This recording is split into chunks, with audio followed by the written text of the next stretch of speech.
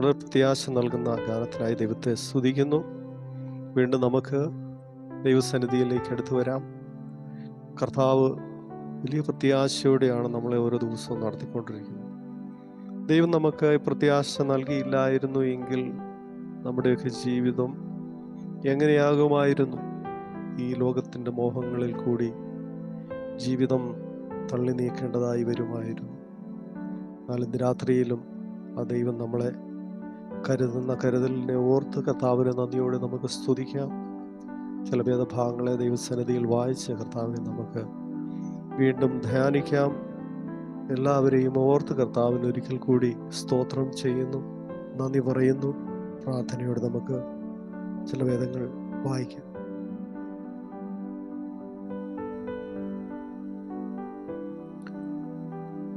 അനുഗ്രഹിക്കപ്പെട്ട ഒരു സങ്കീർത്തനമാണ് 5-ാം സങ്കീർത്തനം.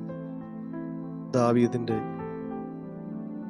രചനയിൽ ഉൾപ്പെട്ട ഒരു സങ്കീർത്തനമാണ് 5-ാം സങ്കീർത്തനം. അതിൻ്റെ 7-ാം വാക്യം ഇങ്ങനെ വായിക്കുന്നു: ഞാനോ നിന്റെ കൃപയുടെ ബഹുത്വത്താൽ നിന്റെ ആലയത്തിലേക്ക് ചെന്ന് നിന്റെ വിശുദ്ധ മന്ദിരത്തിന് നേരെ നീങ്കലുള്ള ഭക്തിയോടെ ആരാധിക്കും. ദാവീദിന്റെ വളരെ ശക്തമായ ഒരു തീരുമാനമാണ് താനിവിടെ പറയുന്നത്.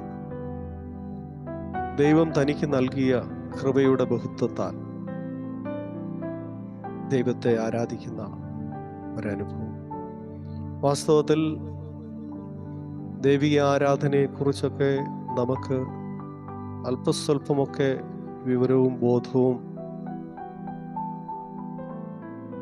ഉണ്ടെങ്കിലും അതിൻ്റെ യഥാർത്ഥമായ ഒരളവിലേക്ക് നമുക്ക് ആർക്കും എത്തിച്ചേരുവാൻ കഴിഞ്ഞിട്ടുണ്ടോ എന്ന സംശയം. യഥാർത്ഥമായ ദൈവഭക്തിയും ദൈവകൃപയും അതിൻ്റെ ബഹുത്വവും നമ്മളെ ആരാധനയിലേക്ക് നയിക്കുവാനിടയായിത്തീരും. ദൈവകൃപയുടെ ബഹുത്വം നമ്മളിൽ വർദ്ധിച്ചു വരട്ടെ. അതിൻ്റെ ഒരു കോണിൽ മാത്രമാണ് നമ്മളൊക്കെ നിൽക്കുന്നതെന്ന് നമുക്ക് ഉറപ്പിച്ചു പറയുവാൻ കഴിയും. അതിന് യാതൊരു സംശയവുമില്ല. പൗലോസ് അപ്പോസ്തലന്റെ ജീവിതത്തിൽ കർത്താവ് പറയുന്നുണ്ട്, എൻ്റെ കൃപ നിനക്ക് മതി. അപ്പോൾ ഇഹലോക ജീവിതത്തിലെ ആത്മീയ ജീവിതം വളരെ ശക്തമായി മുന്നോട്ട് കൊണ്ടുപോകുവാൻ ആവശ്യമായ ഘടകമാണ് ദൈവകൃപ. അത് ഇവിടെ നിന്ന് നമുക്ക് വാങ്ങാൻ കഴിയും? ആര് നമുക്കത് തരും എന്നൊക്കെയുള്ള സംശയം ഇന്നും പലരുടെയും ജീവിതത്തിൽ. എന്നാൽ ഒരിക്കലും നമുക്കത് വില കൊടുത്ത് വാങ്ങുവാൻ കഴിയാത്തതാണ്. ഈ ലോകത്തിലെ ഒരു മാർക്കറ്റിൽ നിന്ന് നമുക്കത് ലഭിക്കുവാൻ സാധ്യതയില്ല. അത് നൽകിത്തരുന്ന ഒരുവൻ സർവശക്തനായ ദൈവം മാത്രം. നമ്മുടെ ആത്മീയ ജീവിതം മുന്നോട്ട് നയിക്കുവാൻ കഴിയേണ്ടതിന് നമ്മുടെ ജീവിതത്തിൽ ആവശ്യമായ ദൈവകൃപ അത് ദൈവത്താൽ നമുക്ക് ലഭിക്കുന്നതാണ്. അത് തന്നോട് യാചിക്കുന്നവർക്കും ചോദിക്കുന്നവർക്കും നാം ചോദിക്കുന്നതിലും നനയ്ക്കുന്നതിലും അത്യന്തം പരമായി നമ്മുടെ ജീവിതത്തിലേക്ക് ദൈവം പകർന്നു നൽകുന്ന ഒന്നാണ്. അത് ഇഹലോകത്തിലെ എന്തെങ്കിലും ഒരു നേട്ടത്തിന് വേണ്ടിയോ കാര്യസാധ്യത്തിന് വേണ്ടിയോ അല്ല ദൈവം അത് ഓരോരുത്തർക്കും നൽകുന്നത്. നമ്മുടെ ആത്മീയ ജീവിതത്തിൻ്റെ പക്വതയ്ക്ക് വേണ്ടി, നമ്മുടെ ആത്മീയ ജീവിതം ആർക്കൊക്കെ ഏതൊക്കെ രീതിയിൽ പ്രയോജനപ്പെടണം എന്നാഗ്രഹിക്കുന്നവനായ ദൈവം അതിനനുസരിച്ചുള്ളതായ കൃപ ഓരോരുത്തരുടെയും മേൽ ദൈവം പകരും. ഇവിടെ പറയുന്നു, ദാവീദിന്റെ മേൽ പകർന്നിരുന്നതായ കൃപ. പുതിയ നിയമത്തിൽ പറയുന്നു, പത്രോസിന്റെ മേൽ പകർന്നിരുന്നതായ കൃപ. യേശുക്രിസ്തുവിന്റെ ശിഷ്യന്മാരുടെ മേൽ, തന്നിൽ വിശ്വസിക്കുന്നവരുടെ മേൽ പകർന്നിരുന്നതായ ദൈവകൃപയുടെ അളവറ്റ വലിപ്പം ആർക്കും തിരിച്ചറിയുവാൻ കഴിഞ്ഞിട്ടില്ല. പല ഇളവിൽ പലരുടെ ജീവിതത്തിൽ അത് സന്ദർഭോചിതമായി വെളിപ്പെട്ടു വരുന്നതായി നമുക്ക് കാണാൻ കഴിയുന്നുണ്ട്.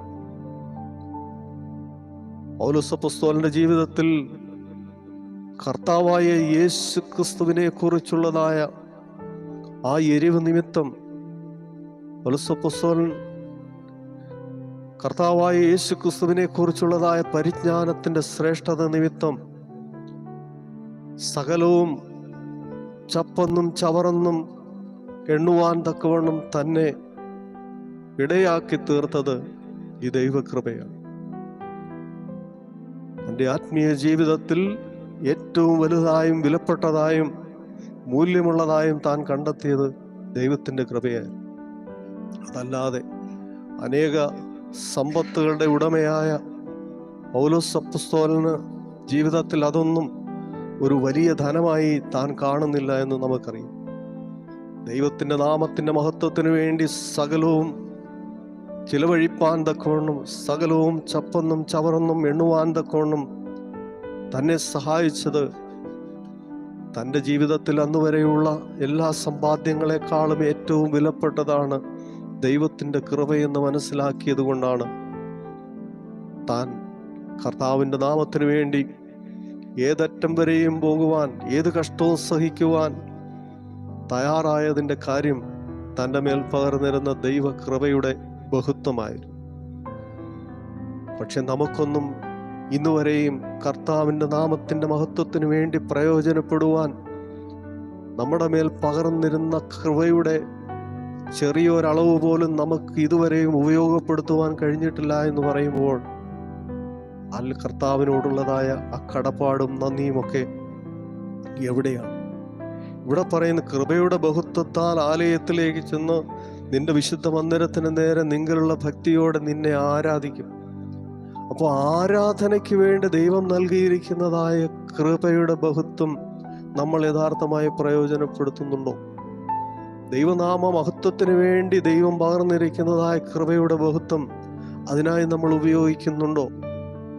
ദൈവം ശുശ്രൂഷയ്ക്കായി ഏൽപ്പിച്ചിരിക്കുന്നതായ ആ ദൈവകൃപയുടെ ബഹുത്വം നമ്മൾ പ്രയോജനപ്പെടുത്തുന്നുണ്ടോ?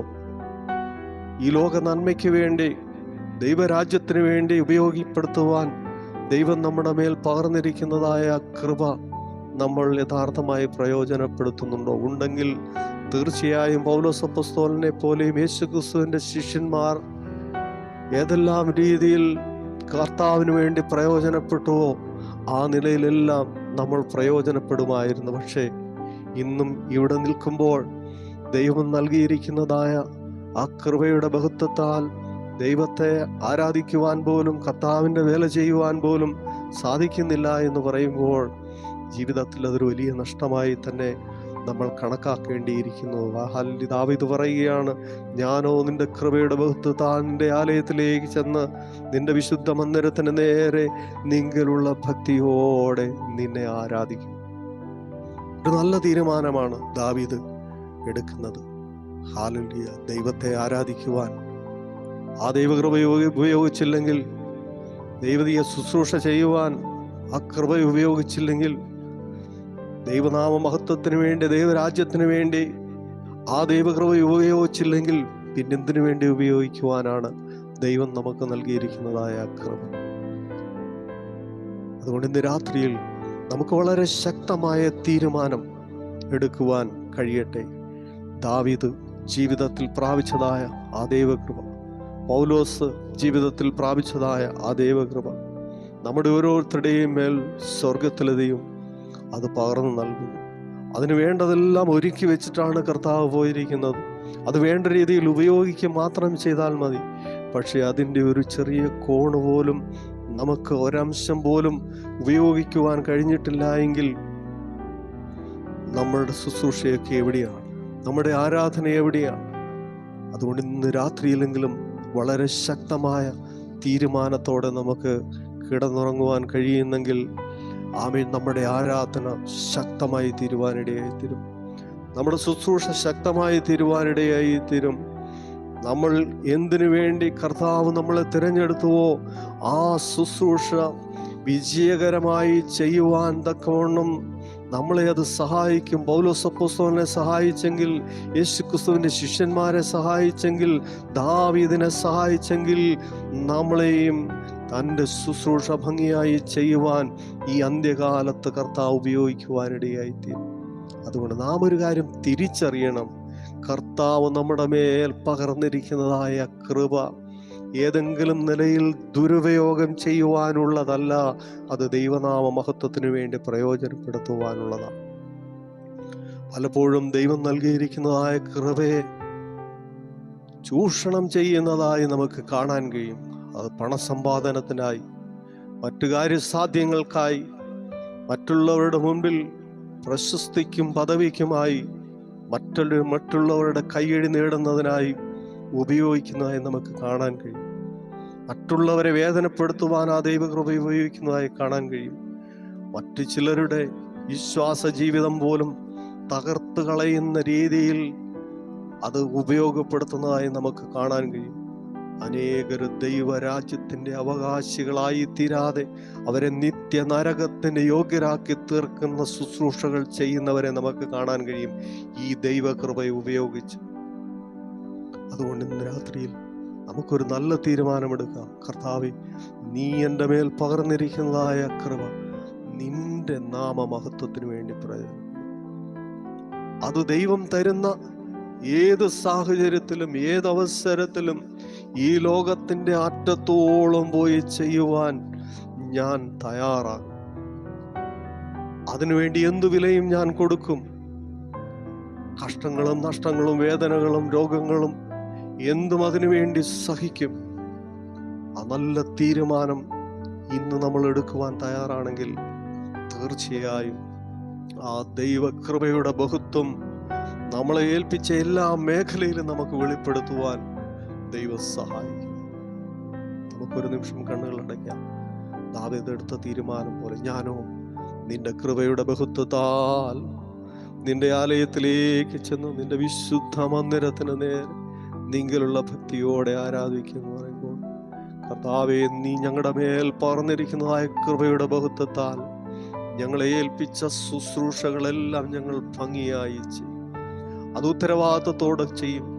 മറ്റുള്ളവർക്ക് യാതൊരു രീതിയിലുള്ളതായ ഭംഗവും വരാതെ, അവിടെ ആത്മീയ ജീവിതത്തിന് ഒരു തകർച്ചയും വരാതെ ദൈവരാജ്യത്തിന്റെ വ്യാപ്തിക്കായി ഞങ്ങളത് ഉപയോഗപ്പെടുത്തുന്നു.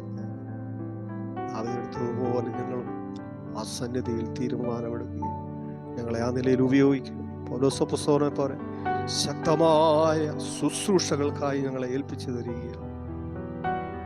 അവസാനം പൗലോസ് പറയുന്നു, ഞാൻ ഓട്ടം തികച്ചു വിശ്വാസം കാത്തു, നീതിയുടെ കിരീടം എനിക്കായി വെച്ചിരിക്കുന്നു. അതെനിക്ക് മാത്രമല്ല, അവന്റെ പ്രത്യക്ഷതയിൽ പ്രിയം വച്ച ഏവർക്കും കൂടെ അത് നൽകുവാൻ ദൈവം ഒരുക്കി വെച്ചിരിക്കുമ്പോൾ ആ ജീവകിരീടം പ്രാപിക്കുവാൻ തക്കവണ്ണം ദൈവം ഏൽപ്പിച്ചതായ ഓട്ടം സ്ഥിരതയോടെ ഓടി അത് വിജയകരമാക്കി തീർക്കുവാൻ സ്വർഗം ഞങ്ങളെ സഹായിക്കും. കരങ്ങളിൽ സമർപ്പിക്കുന്നു യേശുക്രിസ്തുവിന്റെ ധന്യമേറിയ നാമത്തിൽ. ആമേൻ. ദൈവം നമ്മളെല്ലാവരെയും അനുഗ്രഹിക്കട്ടെ. എല്ലാവർക്കും ശുഭരാത്രി നേരുന്നു. Thank you. God bless you.